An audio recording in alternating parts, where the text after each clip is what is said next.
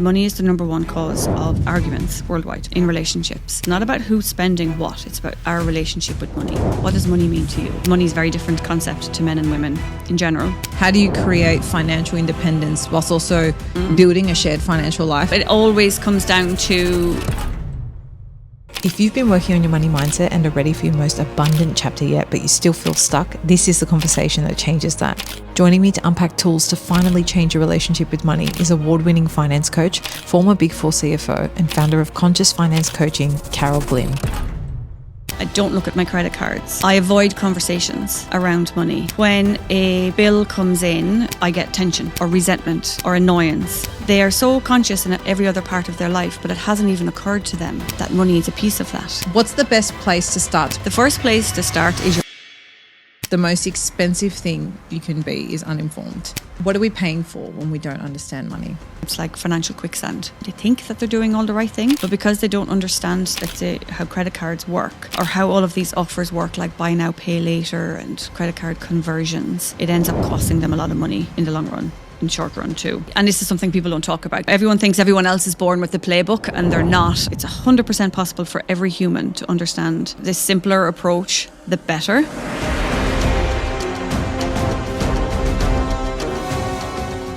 All right, balancers, welcome to another episode of The Balance Theory. I'm really excited for today's conversation because I don't get to speak about this topic enough, which is kind of reminding me I should get more of these guests on because it's a topic that is so important to every single one of us. It's something that's really fundamental in every single one of our lives, not only day to day, but in terms of where we want to go. And that's a conversation around money and finances. Today's going to be a financial confidence masterclass for those of you who want to start feeling empowered with your finances rather than feeling ashamed, rather than feeling unsure. I think today we're going to learn so much. We're going to get to bridge a lot of gaps between what we think we know about money, how we understand it, how we need to manage it. And I'm really excited to just dive in and learn a lot. So joining me to unpack all of this is the wonderful Carol Glynn. Carol, welcome. Thank you very much. Delighted to be here. It's a pleasure to have you. As I said, I really do enjoy these conversations because this is a topic that impacts so many people. But for some reason, I only have them every so often. But welcome. Yeah, we don't talk about it nearly enough, but in a healthy way as well. Because sometimes when we do talk about it, it's not particularly helpful. So and it impacts everybody. Because I often say money is like food. Like we need it to survive. Sure. So there isn't a human that isn't impacted by money. So that's why, very passionate about talking about it at any opportunity. Amazing.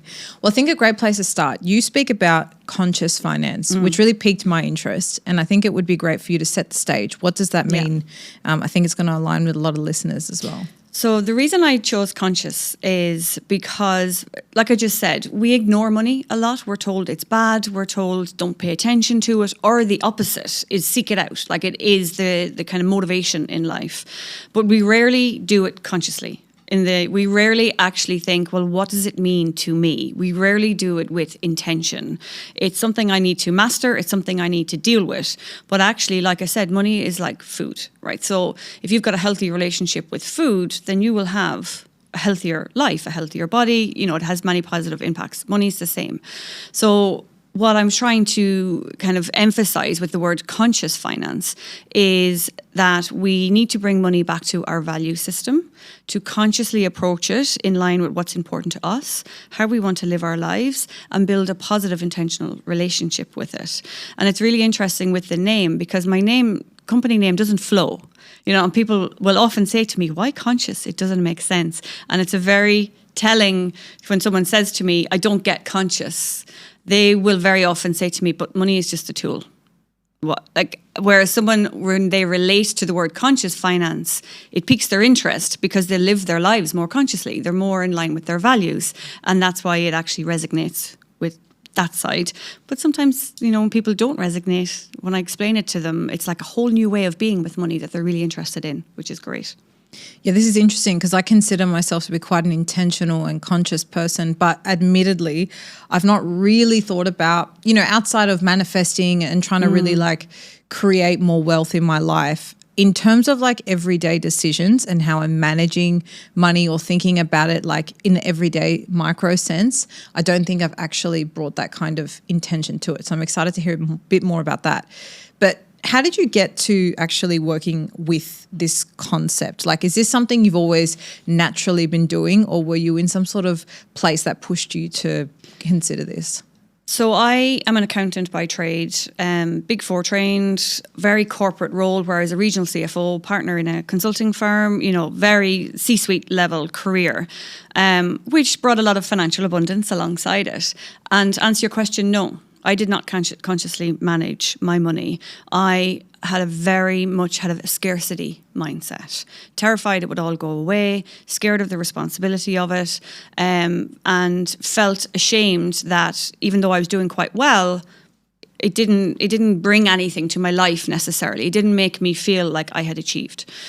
When I left my corporate career, I realized that even though I had a fantastic career, especially for a woman in the Middle East and male-dominated industries, male-dominated profession, yet I wasn't happy. So I wanted to do something that was use my skill set, because that is a tough slug to get to where I was. So I didn't want to just walk away, to help people, to do something that was fulfilling, and also I could make money because I had a family to take care of. And then I started thinking about my experience with money. I started speaking to others, particularly women, about their experience with money. And that's when the awareness for me came to go, oh my God, like we have a massive gap in the world here for a different way of looking at money. So I worked a lot on myself and my own relationship with money. I did a coaching qualification. And what I realized very quickly is that, especially for women, we don't relate to money in the same way that it is presented to us in the world. And we often are taken out of the equation or take ourselves out of the equation. And that's where I wanted to help women with money. And that's why this business got started, is because if I had felt like I was stereotyped, I felt, even though I was the CFO with the accounting qualification, when we were having conversations on buying our house or buying a car, for example, all the questions and conversation would be directed at my husband. And even if on paper you look at my CV, that doesn't make sense. Male or female, it doesn't make sense.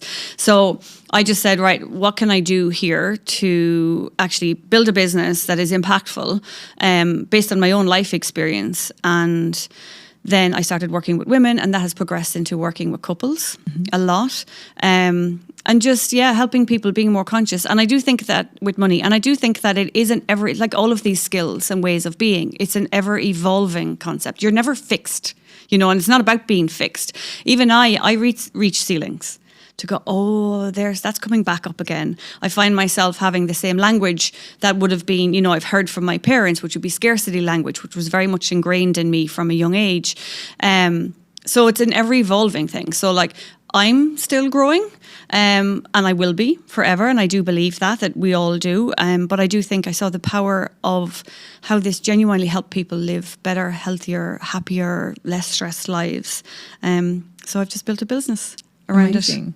That's amazing. Great story. I love how it, so many people feel that. I was just telling you before we started, like I was sitting in a corporate job and I really felt like there was something missing. Yeah. And so when you can, and another thing I really like talking about is how, people who feel like they want more, or there's that thing missing, like you also don't want to throw away all the time, effort, money you've put into, building a career. But it's like, what is that next thing that's not completely hitting the reset button and starting your life over? But, your story is a great example of that. For someone listening, how do they know if they are currently unconscious with money? Do you know how you feel about money? What language do you use when you're talking about money? Even not basic things, but I mean simple day-to-day life things. Are you anxious looking at your bank statement? Examples I've had where people would tell me if they went to the ATM to take out money, regardless of whether sometimes they're like, I know money is there, but I block the screen because I don't want to see the amount on there. So I put in the code and I take out the money and I block. I don't look at my credit cards. I avoid conversations around money. When a bill comes in, so your electricity bill arrives, I get tension or resentment or annoyance. If you get paid, let's say you're salaried and your salary comes in, are you grateful? Are you excited about it coming in? And excited for its existence and grateful for it, rather than excited like, I can actually breathe again. That's different. Or are you anxious when your money comes in? And what most clients that I work with will tell me, I think similar to what you just said earlier, was they are so conscious in every other part of their life, but it hasn't even occurred to them that money is a piece of that. Financial wellness is a new concept. I can definitely relate to that, honestly. Yeah. So it's about how you can identify if there's, things maybe you can improve, as all of those examples, but it could be as simple as just never thought about it. And very few people inherently are conscious with things. There are some who are just naturally aware, but very few are just, we need to bring attention to it. And if you hadn't before, then maybe it's something to consider. Okay, I love that we're talking and learning more about being more conscious with our finances in this episode. And so I wanted to share another thing that I've recently been learning more about and being more conscious with too, and that is my hydration. Now, paying attention to the quality of my drinking water is constantly front of mind for me and my family. I used to drink tap water so innocently, thinking I was doing the right thing by hydrating, without realizing it could put me and my family at risk for really devastating health concerns, especially when you consider that 3 out of 4 US homes have toxic chemicals in their tap water. Those standard fridge and pitcher filters? Well, I was so shocked to learn that they do very little to remove most contaminants. And as we know, most bottled water contains microplastics. So what is the solution? I want to introduce you to AquaTrue, the countertop water purifier tested and certified to remove 84 contaminants, including chlorine, lead, forever chemicals, and microplastics. Its patented 4-stage reverse osmosis system goes way beyond ordinary filters for pure, healthy water you can trust for you and your family. I love that there's no plumbing and no insulation, so it's very simple. AquaTrue's been featured in Business Insider, Popular Science, and named the best countertop water filter by Good Housekeeping. To join 98% of customers to say that their drinking water is cleaner, safer, and healthier, and take the guesswork out of pure, great tasting water, head to aquatrue.com and use promo code Erika, that's ERIKA, to get up to 20% off your purifier. Now, AquaTrue comes with a 30-day money-back guarantee and a 1-year warranty, so you can take the time to consciously decide if this is right for you and your family. Thank you so much to AquaTrue for sponsoring today's episode. Now let's get back to today's show. So how does one bridge the gap between, I'm sure everyone listening, myself included, can resonate with some of those things you've just said, especially if this is not something we've even thought about before. Yeah. Where do we start? Where's the best place to start to actually start becoming more conscious with money? Because I think even just hearing you speak, right, I have massive financial goals for myself and my family, and it's something I'm very proactively turning my mind to and creating an abundant state. But I can already see the impact of focusing on everyday choices like this, how that would genuinely accelerate. And in all honesty, some of those things have probably been a bit of a block to, that other kind of conscious work that I've been doing. Yeah. So what's the best place to start unpacking and bring that consciousness or intention in with money? The first place to start is your mindset. It's not a spreadsheet, which people are often surprised to hear from an accountant. A Big Four accountant. Yes, an auditor, an ex-auditor. We love a spreadsheet. And I do love a spreadsheet, don't get me wrong, but it's not the place to start. Unless you love spreadsheets, okay, but very few people do. I would start looking at your mindset and your relationship with money. And a common way I recommend people to do that, to start off kind of ease yourself into it, is, let's say, for 1 week, every time you earn money, so if you're an entrepreneur, of course, that applies, maybe not for the coming week if you're salaried, but if money comes in or you're spending money, so just take a moment. You're about to tap the credit card. Just check in with yourself. How do I feel when I'm making this payment? Am I feeling anxiety in my body? Am I feeling excitement? Why am I making this payment? And what is it bringing to my life? So maybe I'm paying, a common example I gave, maybe I'm paying my electricity bill. Especially for coming into the summer, they tend to naturally increase. We need AC. Am I resentful? Am I frustrated? Am I annoyed that this is taking away from my bank accounts? Am I scared that it's like, another bill I have to pay, that's less money for me? That can bring a lot of awareness to a scarcity mindset and how you're actually fearful about money. Whereas we can reframe that with something like, okay, what is this bill bringing to my life? AC, so I have a beautiful, cool place I can sleep and be in, comfortable with my family. I can cook food in my kitchen. I can store food in my kitchen. I can do all of these things at home because I have electricity. I have water, so we can shower and we can, all of those things. I am very grateful to have that facility and I have the ability to pay for it. And that's not to say we just pay whatever, because, sometimes I think with manifestation, there's some guidance out there which I think goes too far into just spend it and it would come. I think we need to take responsibility in that as well. And I think that especially with money, you need to be the master of it. So you're still making decisions. So for the electricity example, it would be, okay, I'm so grateful to have this bill in my life. However, I am going to have the AC, tell my children they can't have it at 16 at night and wear a hoodie to bed. With the electricity bill, I would reframe that to say, well, I'm grateful for having this in my life because of the benefits it gives me, but I'm going to be conscious with it. So I am not going to have the AC on unnecessarily. I will turn it off when we're not using it or not in the house. I will be aware of the length of my children's showers so that they are aware of the water usage and the cost that makes. So we optimize it, but I'm actually grateful. And it's a completely different reframe.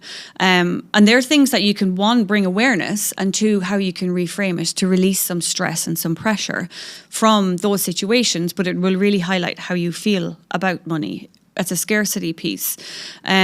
Once you have an idea of how you're feeling about money, then I would have conversations with, say, your partner, because that's a big thing in relationships, because money is the number one cause of arguments worldwide in relationships. And I genuinely believe it's because we don't have these conversations. Not about who's spending what, it's about our relationship with money. What does money mean to you? Why do you spend? Like what is it representing? What value system? When you're stressed, if you spend money, it's not about actually being wasteful. It's you're trying to feed a need. You don't want to feel better. And when we understand that about each other, especially men and women, because money is a very different concept to men and women in general, that will bring a lot of awareness. So I would actually start there, having those conversations. What does money mean to me? What does money mean to you? How do I feel when I'm spending money? How do I feel when I am earning money? And how is that impacting my financial habits? Mm. We'll get into, I think the relationship piece is very interesting, very important. In terms of, okay, someone listening, they're going to start to bring that awareness.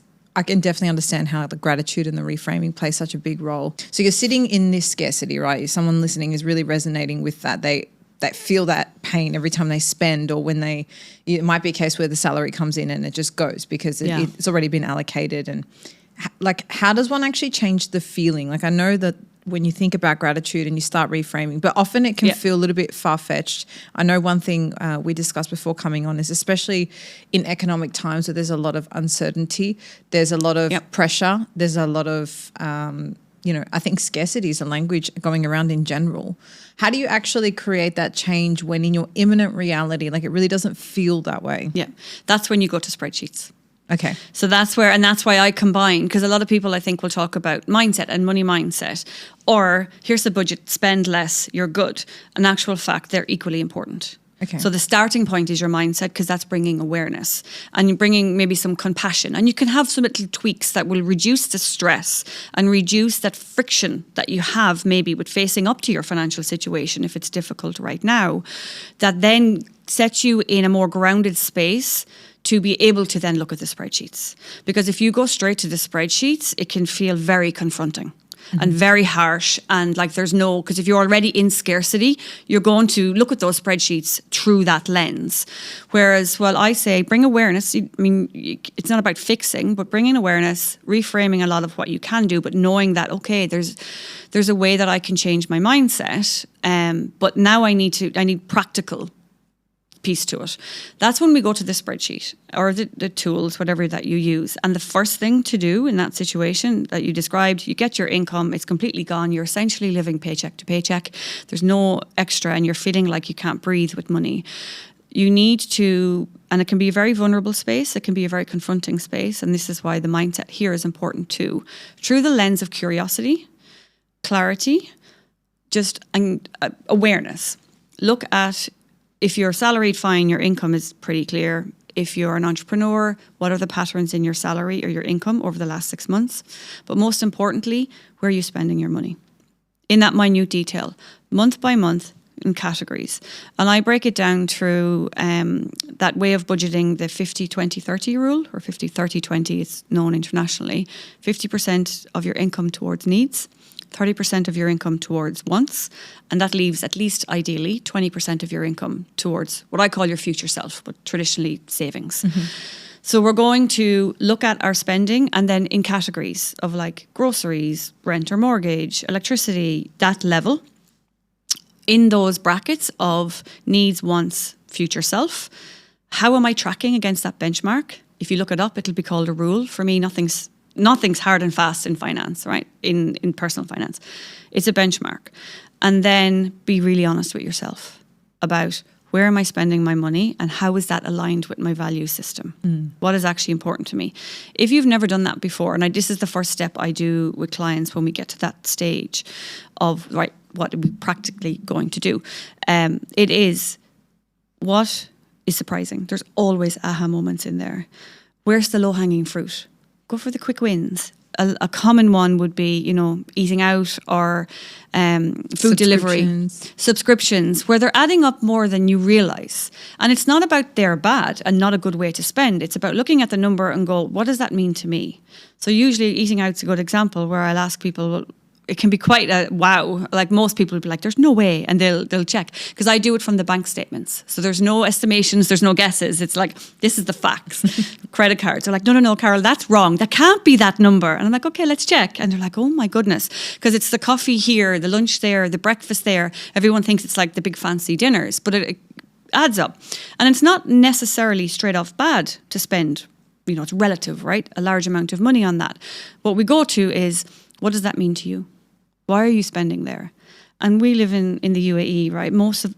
Pretty much everyone says it's connection. It's where I spend time with my friends. It's where we as a family sit and have a nice time together and we're focused on each other. So it's not indulgence or it's not necessarily, a negative thing. We say, okay, well, that's an important value to you as a family, let's say. Yes. Right. So we dedicate money to that. And then we might, again, like I was saying about the electricity bill, we might rationalize it and say, okay, it's a little bit high of a percentage of our total income, but we do want to prioritize it and maybe we'll be more conscious with it. So we won't go out as often or we'll go to lower cost restaurants, or we'll drop the ones that don't really matter and focus on the events that do matter, or use something like the entertainer. Just getting more, and that's the conscious piece, more intentional with it. And then there could be other places where they're just like, I just do that from convenience. I actually don't care, and I didn't realize how much it's adding up. Because even if we look at just 1 month, it can feel like a small amount. But I often say, if you're spending 100 dirhams on a subscription and you don't use it, that's 1,200 dirhams for 1 year. Add that up over 10 years. And again, it's not about saving that money and being restrictive. You could say, I would rather spend that 1,200 dirhams and go away for a night in a hotel and enjoy that and use it consciously than pay for something where I'm just hemorrhaging money. And that's where we're being unconscious with money. We're just letting money go. That's not, we think it's a small amount, it doesn't matter. It all matters. But it matters from that intention piece and being respectful with money and respectful to yourself, that you want to utilize the money to live the best life for you, rather than restriction. It's never about restriction for me, which is why I don't use the word budget. Because it feels like a money diet. Yeah. I like that, because often when we think, you got to budget, you got to cut the coffees, you've got to, stop spending here, stop spending there. I really like the reframe of actually start thinking about it as, where can you redirect that money and use it in a way that you actually want, rather than this passive, I'm not really like thinking about it too much way. Can we just dive into the values a little bit more? What are some other values, just to get people's mind, thinking, like maybe with your clients, what are some of the common value sets that you have identified where people like are consciously like, yep, that's important to me, that's where I want to spend? Yeah. So it can be, values it's so vast. And maybe if I focus a little bit on the ones where people are a little shamed for it. Coffee is a good example where people are like, oh, how much am I spending on coffee? Because it's an age-old one, especially for women. Stop spending on coffee and you'll have lots of money. It's nonsense. Again, we go back to, what is that for you? And people will say, it's my little treat. It's my escapism. I like to go and sit and read a book, whatever that is. Values could be multiple things there. So we look at it and go, is it, if you want to focus on that, then take the money from somewhere else, maybe, if that's what you need to. Another one is travel, especially in this region. It is a peak number I see on people's cash flow plans. And what does travel mean to you? It can be, again, connection, spending time with my family. It can be spending time with extended family. So when I go to Ireland, that's so that my kids can, the value system in is that the family relationships at home, that they identify with being Irish and what that means. Eating out, like I mentioned, was the very often connection. Then health and fitness. So my health. So people will say, I'll put a lot of money behind that. So health is a value to me. So that's a priority. That would be considered a want. But sometimes we say, well, you can have high priority wants. A want is not just an indulgence, which we often think it is. Shopping can be one where people are like, oh, again, what does it mean to you? Well, I want to look professional. I feel good in myself when I'm dressed well. And I'm happy to put money behind that. When it comes to needs, a prime example for me is I value the community that I live in. So I will dedicate money to where I live more so than other people would say you can get a nicer house for less money, maybe a bigger house, for example, in a different area. I'm consciously deciding, yes, but my value system is how my children grow up. They can walk to their friends' houses. They can walk to school. I know the community around me. I've got community around me. I have a village where I live, and I'm willing to dedicate money to that. Groceries can be health as well. Good quality organic food. I put more to that than maybe other people. Just example of a client, put more to that than someone else who doesn't value organic food. It really is line by line and person by person. And the other thing about values as well is to remember, and all of this with finances, the more I do this work, the more I realised people have an idea that finances are locked in and our value systems are locked in. They evolve. So doing these cash flow plan at least once a year, your value system will change over time. So your budgets, your cash flow plan will change to reflect that. And it's always about building flexibility into it, which is actually a core value for me, flexibility. And that's autonomy at the end of the day, that I can lead my life how I want to lead my life. It's really important to me. And integrity. So there needs to be integrity in my plan in that it's honest. And I'm honest with myself. My plan for the next 12 months in finances is this. It's true to me, it has flexibility, and it is in line with my values.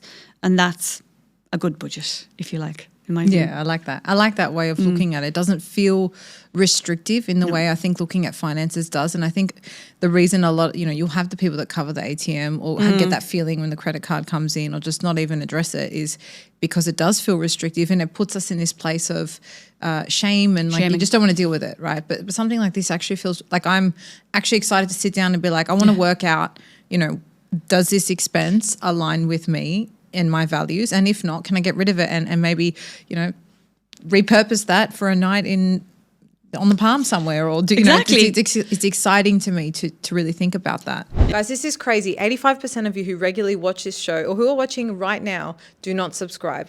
Please do me a favor and hit that subscribe button. It's the easiest way for you to support the show, and it makes sure that I can continue to show up every single week and give you free, incredible conversations. Now, as soon as you hit that subscribe button, let's get back into today's episode. You've said the most expensive thing you can be is uninformed. Yeah. What do you think that we haven't spoken about so far is what are we paying for when we don't understand money? In this region, and it's not just here, it's global, but I think from a practical level, it's debt. That if we're uninformed about how credit cards work, I think that is more prevalent than people realise. And people call them, it's like financial quicksand, where they don't understand how it's working. They don't understand what they're doing wrong. They think that they're doing all the right things. So they think they're being intentional. But because they don't understand, let's say, how credit cards work, or how all of these offers work, like buy now, pay later and credit card conversions, it ends up costing them a lot of money in the long run, in short run too. Can you unpack that a little bit for us? As an example. Yeah, like a credit card. What are we not understanding? So I regularly see, and this is something people don't talk about, because to your point of shame is the most debilitating thing in life, but definitely when it comes to money, it's riddled with shame. And I'm a mission to release that, because everyone thinks everyone else is born with the playbook, and they're not. And there's a lot of stuff going on behind closed doors with finances that people are not aware of. And you don't know what you don't know. You don't know what you don't know, exactly. And you don't know what's going on in someone else's life. So that's where the shame comes. Everybody else knows how to do this and I don't. How did I get into this situation? And the situation we're talking about here is having credit card debt. Every day I see this with my clients, where they are misinformed as to how credit cards work. And they think that their home country, let's say, the regulation that applies there and the communication from service providers that is required there legally is in place in the country they're living in. and it's often not. So there's a trust of the service provider that is not warranted. Regular example, someone has a credit card, the bank employee says, all you need to do is pay back the minimum balance and you're good. They say, okay, great, that's it. In other jurisdictions, they're legally obliged to continue that conversation with, and if you don't pay the full balance, there will be interest applied. And that interest is applied at this amount per month or this amount per year. And the consequence of that is. So, I mean, every day I talk to people who will say, but I was told I only needed to pay the minimum balance. I don't understand why no matter what I do, my credit card never goes away. And now I've got a huge credit card debt with all of this interest because I've looked at it for the first time in 6 months and I'm horrified by how much interest I'm paying because they thought they were doing the right thing with just paying the minimum balance. They didn't understand that all that does is prevent you getting a late payment fine. It's only 5%. One good thing here is the minimum balance payment is 5% of the total bill. Most countries, it's about 2.5%. So you pay 5% and anything that you do not pay. So let's say you owe 10,000 dirhams and you pay your minimum balance, anything between what you pay and that 10,000 dirhams carries an interest rate. There's also an assumption that interest rates are like they would be in other countries. Most other countries I see an annual interest rate would be anything from 13 to maybe 24%. Here I've seen them over 50%. Wow. And what people are told is, let's say it's 4% interest and they think it's only 4% interest, that's really cheap. But what they don't know is that's per month. So you need to multiply that by 12 to get the real comparison, and that's 48% interest. So very quickly your credit card bill will double without you even spending on it because you've not paid the full balance. That is a major issue in this region that I see with people. And then there is not understanding, so they try and fix it. I see this a lot, more so with men. They will quickly try and fix it to get rid of the problem and they'll consolidate that into some sort of a payment plan, again, without understanding the interest that's included. So unfortunately, I have multiple examples where I come in and I look at what people's, what they have and I provide my assessment, and I've seen these conversions where the interest rate over the period, its total is like 97%. Wow. So by trying to resolve the problem, being sensible to convert it without doing the maths and really understand the interest rate that's being offered, they've doubled their debt and just expanded it over 4 years. And then not understanding that it's not a traditional loan, for example. As a loan, you go into your bank account, you'll see it. I owe this amount, it's all very transparent. With these kind of arrangements, while they can be convenient and they can have benefits if you understand exactly what you're signing up to. I call them, they're like phantom loans because you don't see them anywhere. So there's this charge coming to your credit card every month that people forget the loan even exists. And again, they're like, how is my credit card having these transactions? What are they? From something they signed up to 3 years ago on a phone call, they don't even remember signing up to it. So it's those kind of things that I think from a regulatory perspective, we've come on massively in the last, I'd say, 5 years here, which is fantastic. But from a financial literacy piece, we have a long way to go for people to understand how things work. And then the other thing about being uninformed is just really understanding the impact of even small decisions that are having on your financial life and not being aware of your mindset and the impact that is having on your habits, on your stress levels, on your relationships, and on your self-esteem. As well. I've worked with clients and it's phenomenal the impact it has on their self-esteem when they finally feel financially empowered. And it doesn't mean earning huge amounts of money. It's feeling in charge of their own financial life, especially women. Yeah, I like that. And speaking of, I know you talk about kind of 7 rules that everybody should know when it comes to money. Can you maybe just share 1 or 2 that you think are the most important, or maybe that are your favorite that people should know? That they should know about money. Well, one, it's not the enemy, is the biggest thing. Like, money is an energy that, like food, we need to survive. And when we have a positive relationship with it, then it's a game changer. It genuinely is. It has a massive impact on the rest of on all of your life. The other thing is that it's not necessarily complicated, and actually the simpler approach, the better, especially when it comes to budgeting or investing.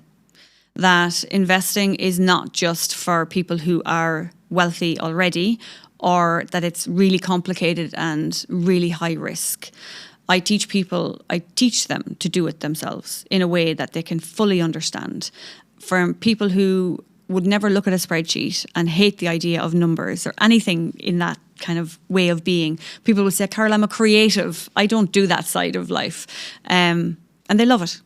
So it is absolutely possible. It's 100% possible for every human to understand investing, to feel in control of money in their life. And when you do all of that, then the manifestation is even more powerful. Yeah, I can see that. It's easier. Yeah. Because you've set the foundation, and it's a partnership, right? For me, manifestation is always a partnership of, the energy of all of that, but then I have a role in it to help, do my bit and meet it halfway. And this is the bit that we do halfway. And I think that the other thing I would say to people is I understand it's a very vulnerable place and it can be a very emotional conversation, but it's worth it. Every single person I work with says, I wish I've done it earlier. And it's not as difficult as I expected. I'm shocked at the the non-financial benefits that comes from this, that it's actually helped so much of our lives in general. And especially if you're in a couple, that couples will tell me after doing this work together, like looking at their finances separately and together and having these discussions, they're closer. They understand each other more, because so much of our behavior, because money is always there, right? Money is always at the back of our minds, even if we try to push it away and tell ourselves it's not important, that I don't need to worry about it, whether you're super wealthy or you are paycheck to paycheck and worried. Don't deal with it. It's always there. It's like a niggling hunger. You can't get rid of it when we're on a diet. Yeah, it's like a driver of your decisions. And for something that is such a big contributor, understanding it is really important. I can definitely see how it would have such a spillover effect. Someone who's listening, just to summarize, the first thing they do after listening to this episode to really start tackling this and becoming more conscious is what? Look at your money mindset, even if you have an abundance mindset. But what does that mean? Are they journaling? Are they questioning? However you ever look at anything, like if you're already doing this kind of work, so you'll have ideas. So like I mentioned, even for the next 24 hours, when you start doing anything related to money, take a second and check in with yourself. Am I about to go online shopping? Am I about to pay a bill? How do I feel when I'm paying the bill? What is triggering me to shop? Do I have thoughts in my head about stress with money? Or maybe it's abundance, positive. Am I, because it's not always a negative thing. Sometimes people do have, very positive relationships, and it's acknowledging that and then building on it. Do I feel abundant or do I feel scarce in those moments? And it's real life moments. It's not hypothetical. We can journal, and I think that's great. Start with a simple question. What does money mean to me? What does money mean to me? That will tell you a lot. And if there's women listening, I'd love to, maybe I won't, because then I'm going to put it in their brains. I don't know if you've got a comment section where we can say if people answer that question. Yeah, we'll put it What does money comment. mean to me? Yeah. Maybe I can tell you separately what I think is going to come up for males and females and see if it comes up, because there's patterns always there. But to be super practical, just say next 24 hours, every time you interact with money, take a moment and register how you feel. What is it doing to you? Where are you feeling it in your body? What is that telling you about your habits when it comes to money? And maybe is it causing stress or is it excitement? And if it's excitement, why is it excitement? The why. It's always the why afterwards. If you're already feeling like, actually, I'm pretty healthy with money, I have a good relationship, it's the practical side that I need support with, that is maybe my next step. If you haven't before, take out however you spend your money, let's say your credit card, and look at it. Fully understand it. See where your money is going. And again, what is that bringing up for you? And not through the lens of restriction and self-shaming. I should have done that. The what ifs, could haves, would haves. It's, what is this telling me about my habits? How I feel about money, why I behave the way I do with money, and then go from there. I will actually ask Carol now what those things are that come up for most people, but I want you guys to answer it before we reveal. So I'm going to put this section at the end of the episode so you can hear it all the way at the end, but make sure you drop your feedback. I'd love to move on a little bit now to the relationship piece. Like you've already said that money is one of the number one causes of arguments in between couples. You've obviously shared some really practical ways that people can look at their own finances separately together. What happens if after you've done all of that, you come out the other side, one has a spending value and one has a saving value? How do you correlate those two? So this is where compromise is really important. Like everything in relationships, a compromise is key. The first thing is to work on any feelings of judgment of the other person for that value. Second is to acknowledge that my way is not the only way. As in, if I feel like saving is the most important thing, to acknowledge that's important to me. That's a very personal thing. That doesn't mean I get to impose that on somebody else. Sure. And vice versa. I like to shop. I like to have nice things. What's the point of money if we can't enjoy it? This might be some things that come up. Why are you saving all the time? I don't agree with that. And that's when the clashes happen. So one, don't judge the other person for why they're behaving the way they are. Secondly, reframe on yourself. Okay, this is my value.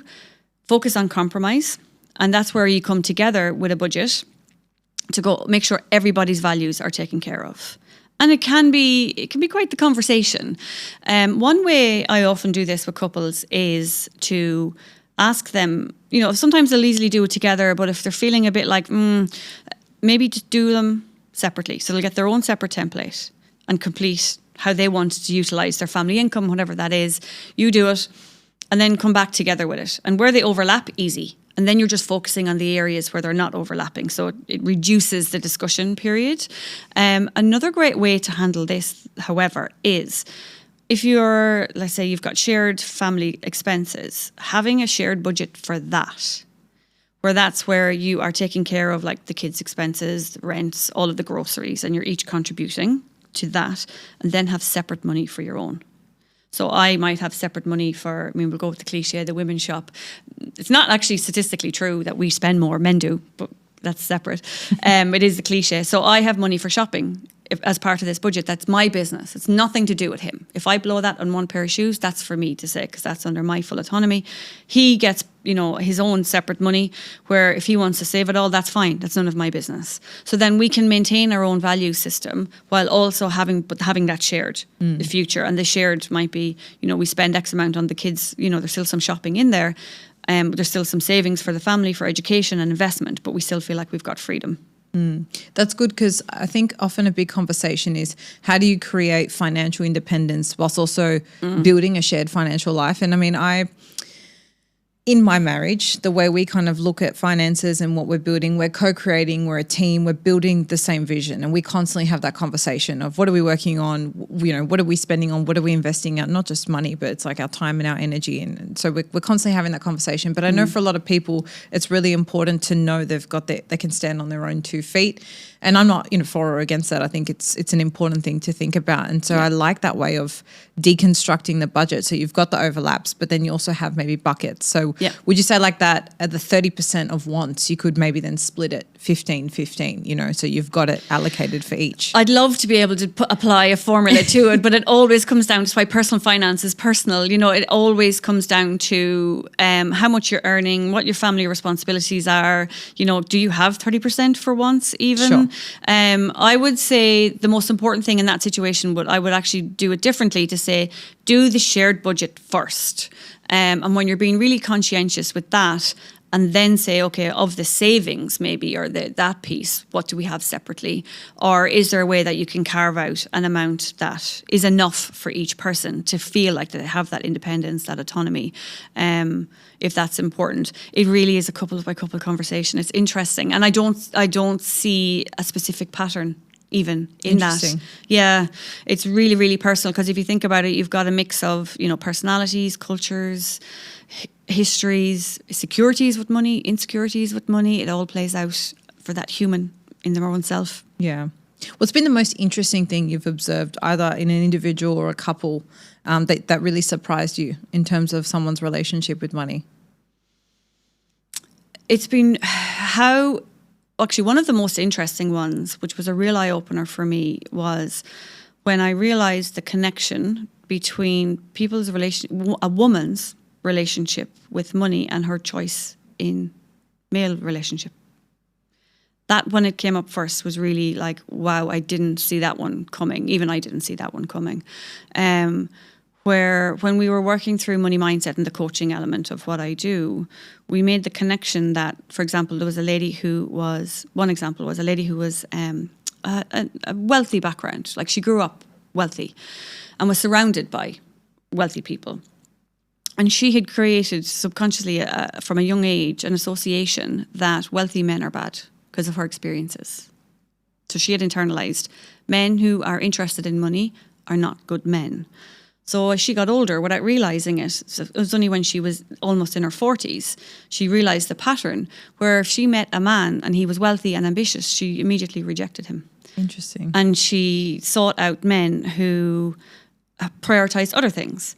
But what she realised was she went too far the extreme, and that these men over time, she ended up being resentful. They drained her. They never contributed financially. And the relationships didn't work, and she just felt used, and it was too much responsibility for her because she was always carrying the relationships financially. And that I thought was really interesting. And this is what I mean about our relationship with money plays out in so many different ways. Another one that, there is this, and this is one I actually, it breaks my heart, and I love telling it as frequently as I can, because I think, of course, there's unfortunately a lot of toxic men who will control women through money. Financial abuse is extremely serious and very prevalent in a lot of ways. However, men get a bad rep that, that men can't handle women earning more. So if you're in a marriage where, I've had this conversation because when I was married, I was the main breadwinner in our household. And often men were fascinated by this. And I have been accused of emasculating him purely by that fact. Right. So no asking him how he felt about it. The assumption was that's not okay, Carol, because he's never going to feel good about that. And the assumption is that men are insecure and that it's a controlling thing very often. But I've had so many conversations with men who will say, and they're not even saying it's not that, but what I can hear from them, it's not that. They say, because men have been conditioned, that's their role. If my wife earns more than me, and they'll say, and she's also amazing with the kids emotionally, she organises the household, she keeps us all together, my contribution is the money. So if she doesn't need me for that, what is the point of me? Which I think is really sad. And we don't acknowledge that element enough. We criticise men for not supporting women to earn more. But again, it's back to the values. What's actually underneath it? Rather than the action, what's underneath that? What's driving it? And that was a real eye-opener for me as well, is that men have been conditioned that that's their value. How much they can bring to the family. And if they don't have that, they feel pointless. And again, that's not actually about how much they're earning, what they're earning. It's back to their value system and how they feel about money and their relationship and how it plays in their actions in relationships and life in general. The jobs that they go for. I've seen women quit jobs because they get to a point where they're actually overwhelmed by the income, which surprises people. Wow. Yeah, that surprises me. Yeah. You've had clients in that bucket? Yeah. Interesting. Yeah. Where they realise the pattern, where they get to a point and they gaslight themselves as to why they're actually quitting the job or sabotaging it. But they end up quitting it and realising that it's because and it could be just even that they don't want to deal with the responsibility of a P&L, because that's money and numbers, and they feel like I have no idea what I'm doing there, so I'm going to fail, so I'll just quit before I fail. Or people who have been earning really, really well and they're out earning their parents, they're out earning their friends. They feel guilt about that. They feel shame because they don't feel like it's enough, because they might have scarcity and go, I have all this money, I'm so much luckier than, say, people around me. What is wrong with me that I don't feel abundant, or I don't feel like it's enough? Or so then we end up getting rid of it. They give it away, they spend it because they don't want to deal with the responsibility of it or the shame of having it. And that's a big thing I've realised as well in this work is it's great in, obviously because there's a whole history with women and money and not being able to work and not having our bank accounts until like the 60s and things like this. So in most cultures, women are encouraged to work and we have the freedom to work. And in a lot of cultures, we are encouraged to seek promotions, and we're not always comfortable with asking for more money. definitely not compared to men. But what I've realized is it's become socially acceptable to earn money. But is it socially acceptable to actually be wealthy and show it yet? And I don't think it is. Men can have their watches and their nice suits and their fancy cars and their big houses, and they're praised for it. For women, if we tend to lean too much into that in certain circles, we're criticised. It's vulgar. Why are you showing off? I've worked with women who've told me that living in Dubai, they're doing very well. And, and there is a culture here that we dress well and we have nice things, and that's very accepted. But they won't bring those nice things to their home country. Interesting. When they go home, they leave it here and they shrink themselves back down because they don't want to be seen differently. They don't want to be judged. They don't want to be excluded. They are afraid that people will come asking for money. And they don't want to look like they're showy. You know what this is making me think of? Because the people that listen to this podcast, generally, they're interested in self-development and mindset, especially if they've listened through to this whole episode. They're the type of people who are looking for more. They're looking to do the work. And so what all those stories you just shared with me kind of made me think was, and it brings me back to what you opened our conversation with, is every time you sort of level up, there's new work that appears that you need to do. And this I always talk about this in terms of your mindset, right? And you're dealing with self-doubt or fear in terms of general things. But when it comes to money, I think it's probably the same thing. You could be, do all this work, feel so comfortable at the level you're at, and then your business goes up a notch, or you get the promotion, all those things. If we're being proactive with those scenarios, how do we sort of hold our own self, create space for ourselves, or what are the signs to say it's time to, recheck in, or maybe you need to replug in with the consciousness and intention at this level now? Maybe you can share what that looks like for you, or in general, how you coach people to sort of in an empowering way, like move through the next levels. I think you need to be hyper vigilant with aligning with your values. Because the more we level up, realigning with your values, yes, really focusing on your values at every level. Because when we earn more money, then of course you've got more options, more choice, more things to do. And we can very quickly get caught in the trap of keeping up with the Joneses, or feeling like you should do certain things. That lifestyle inflation. The lifestyle, yeah, exactly. Or having certain things or doing certain things that and then you're looking at, right now that I have more choices, are my values evolving? Which they do. As we grow through life, our values evolve. Am I still constantly aligned?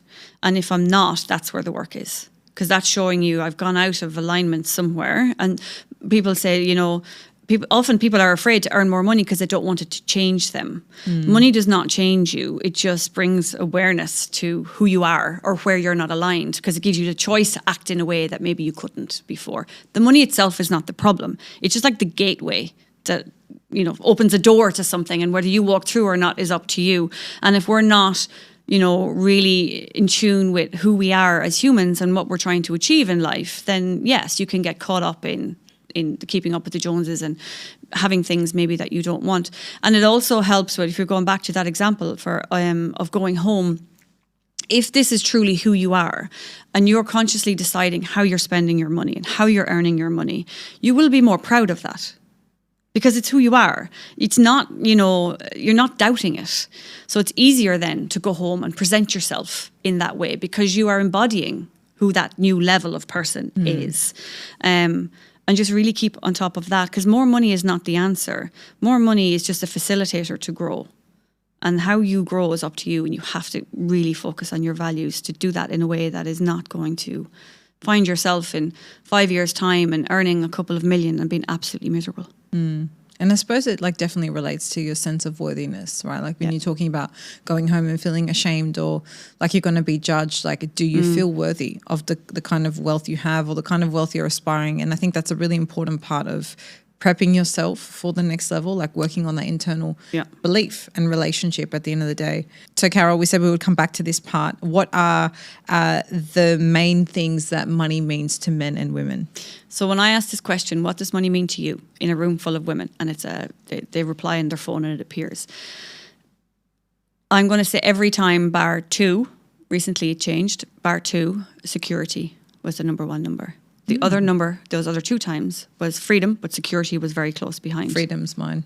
Freedom, security, independence, and choice. When there are men in the room, that is diluted down with words like power, wealth, autonomy, and even phrases like a construct, transactional, wise, manhood, things like that. Very different energies behind them. Interesting. But for women, I would say the vast majority, it's security and then it's freedom. Be interesting to see what the question box says, what people responded with. Yeah. You can check if my research is accurate. Yeah. Carol, you give me so much food for thought. I feel like, really tapping into this at a deeper level. I'm genuinely surprised it's not an area of my life I've really taken this lens towards, because like I said, I'm very proactive in many different areas of my life, and I'm like a professional reframer when it comes to a lot of things. But admittedly, like I said, if this everyday spending, I can even relate to that feeling of oh, I just spent money. How does that feel? Or checking a bill. I can definitely relate to those things, and I consider myself to be an abundant person. So really interesting opportunity for me to personally evolve, and even in my relationship as well. So, I know the listeners would have taken so much away from today's episode. I really, really appreciate you sitting with me and running us through this concept of conscious finance, which I think is brilliant. It's Thank wonderful. you so much. No, thank you. Thank you so much.